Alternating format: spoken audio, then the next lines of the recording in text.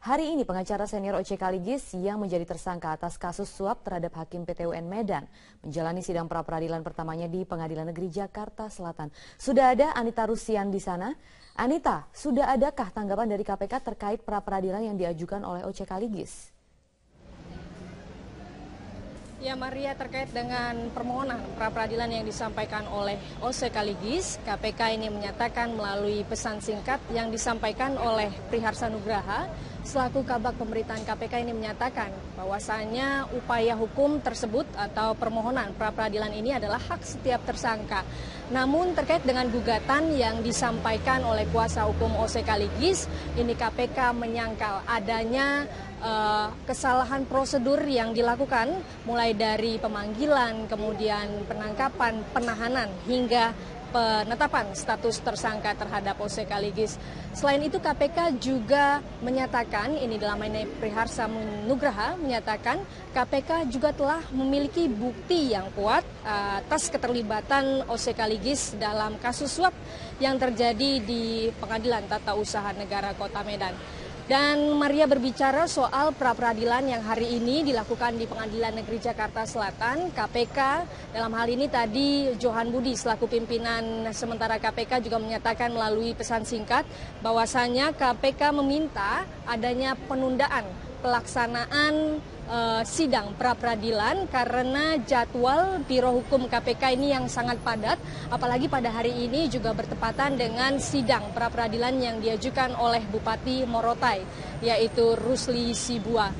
Dan kemudian itu berbicara soal proses hukum yang terjadi terhadap OCK Ligis, ini karena berkas penyidikan ini terhadap OCK Ligis juga sudah atau akan rampung, maka KPK juga akan menaikkan proses hukum ke arah penuntutan.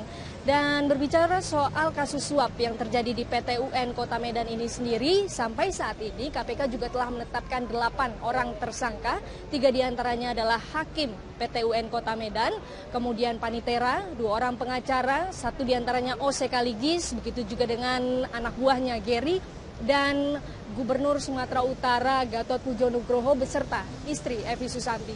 Dan tadi Maria sekitar pukul 9 kami juga melihat adanya kedatangan Velove Vexia yang merupakan putri dari OCK Ligis yang kembali menjenguk ayahnya.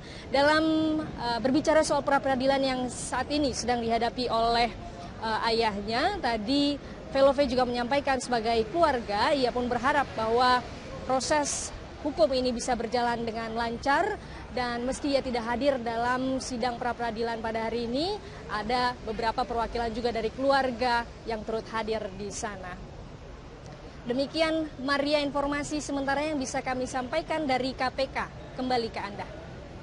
Langsung dari Gedung KPK Jakarta, Anita Rusian, terima kasih.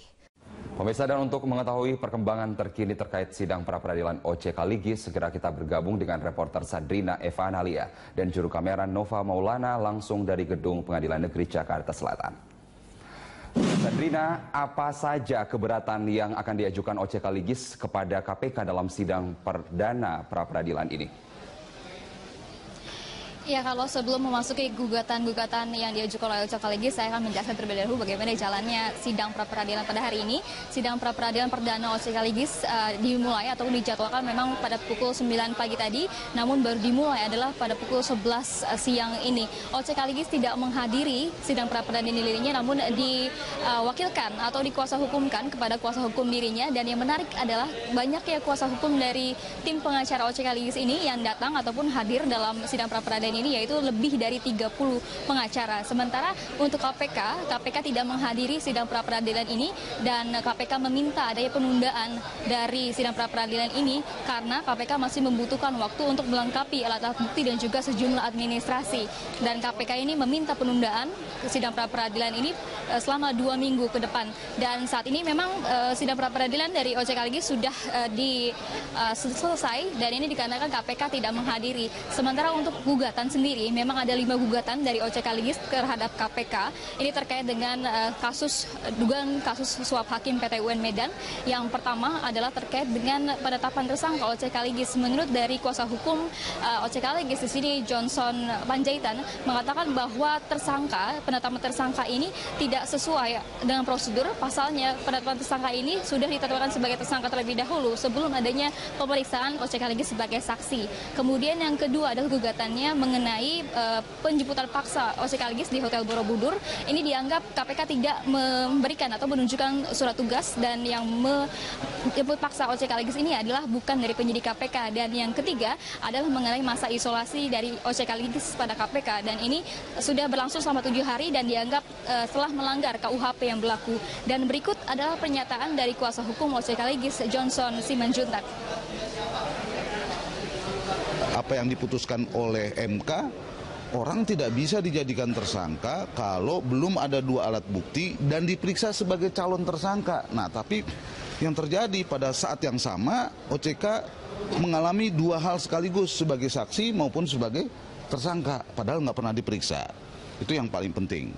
Nah, setelah itu baru ada problem soal penangkapannya, baru ada problem soal penahanannya, baru ada problem soal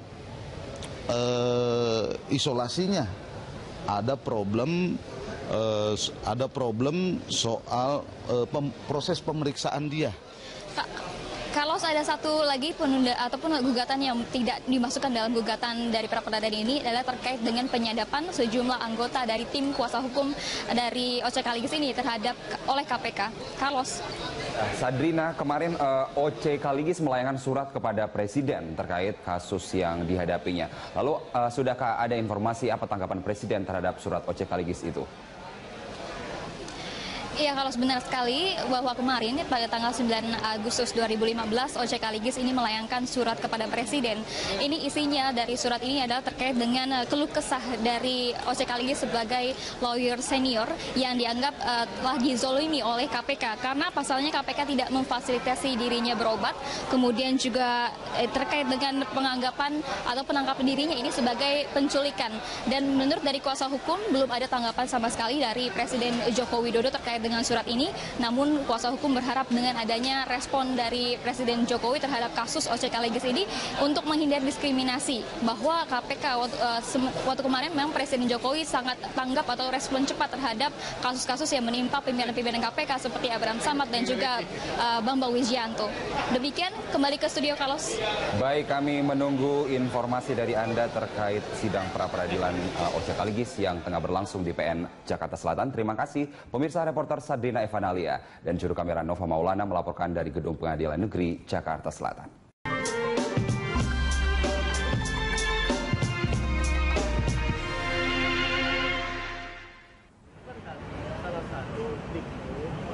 Kuasa hukum Gubernur Sumatera Utara Gatot Pujo Nugroho, Razman Arif Nasution meminta agar penyelidikan dugaan penyalahgunaan wewenang dalam penggunaan dana bantuan sosial tak lagi ditangani Kejaksaan Agung.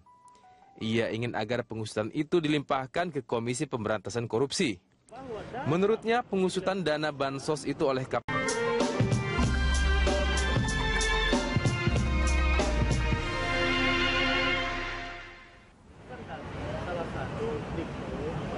Kuasa hukum Gubernur Sumatera Utara Gatot Pujo Nugroho, Razman Arif Nasution meminta agar penyelidikan dugaan penyalahgunaan wewenang dalam penggunaan dana bantuan sosial tak lagi ditangani Kejaksaan Agung. Ia ingin agar pengusutan itu dilimpahkan ke Komisi Pemberantasan Korupsi. Menurutnya, pengusutan dana bansos itu oleh KPK justru akan mempermudah proses penyidikan kasus yang saat ini menjerat 2 kliennya. Jaksa Agung HM Prasetyo mengatakan Kejaksaan Agung tak bisa melimpahkan penanganan kasus dugaan korupsi dana bantuan sosial di pemerintah Provinsi Sumatera Utara ke Komisi Pemberantasan Korupsi karena kasus itu berbeda dengan kasus dugaan suap yang ditangani KPK yang menjerat Gubernur Sumatera Utara Gatot Pujo Nugroho sebagai tersangka. Sementara PLT Wakil Ketua KPK Johan Budi berharap Kejaksaan Agung rela melimpahkan kasus dugaan korupsi dana bantuan sosial pemerintah Provinsi Sumatera Utara.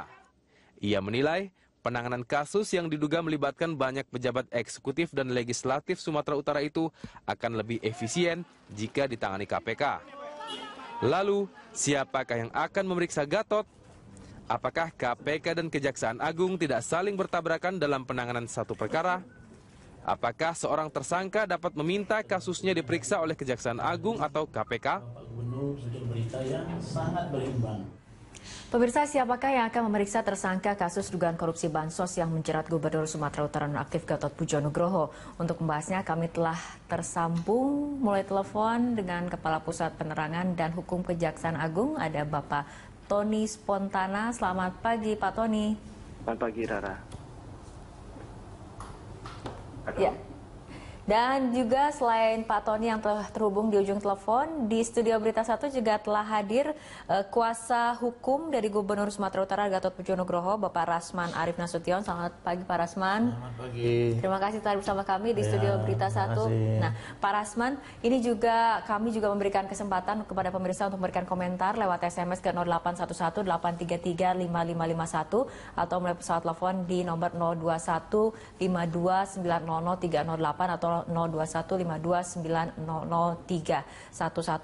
Pak Rasman, ini kan kemudian saat ini sedang menjadi sorotan karena ini Gubernur Sumatera Utara Gatot Pujo Nugroho melalui pernyataan Anda mengatakan ingin meminta agar penyelidikan dugaan penyalahgunaan dari dana bansos ini dilimpahkan dari Kejagung ke KPK. Apa sebetulnya menjadi pertimbangan permintaan tersebut? Begini, KPK itu dan atau institusi penegak hukum yang lain, dia harus mengedepankan azas akuntabilitas, kemudian transparansi, kepastian hukum.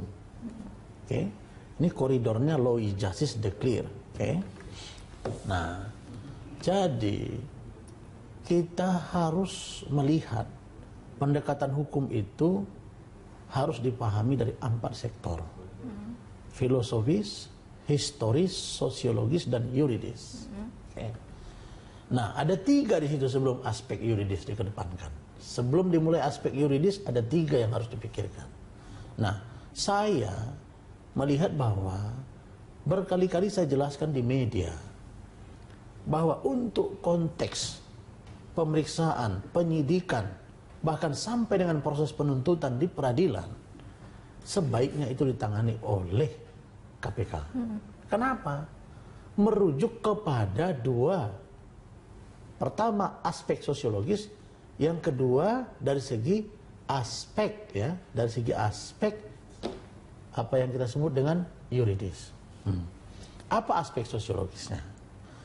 Aspek sosiologisnya dalam surat Ibu Evi Susanti dan Bapak Gatot Pujo Nugroho yang ditujukan kepada Bapak O.C. Kaligis dan sudah disampaikan kepada penyidik dan sudah saya serahkan kepada pimpinan KPK. Di situ ada substansi. Surat itu ada 2 substansi yang tidak bisa dilepaskan. Okay.